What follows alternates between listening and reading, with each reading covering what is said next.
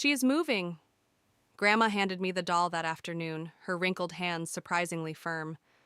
She's been in the family for years, she said, smiling in a way that didn't reach her eyes.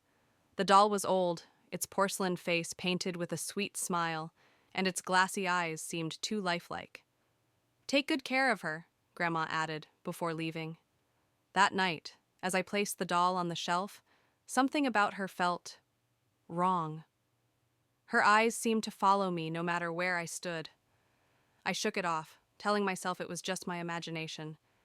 I went to bed, but sleep didn't come easily.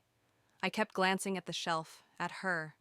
At some point, I must have dozed off because I woke suddenly to a noise. A soft thud. Blinking in the dark, I sat up. The doll was no longer on the shelf. She was lying face down on the floor. My stomach twisted. I told myself she must have fallen, but the shelf wasn't that high, and she'd been sitting securely. I got up, my heart pounding, and picked her up. Her face was still smiling, but now it seemed different, darker. I placed her back on the shelf and climbed back into bed. I didn't even have time to close my eyes before I heard another sound, soft scraping. I looked toward the shelf and felt my breath catch. The doll was moving. Her tiny hand twitched, her head slowly turning toward me. I threw the blanket over my head, shaking.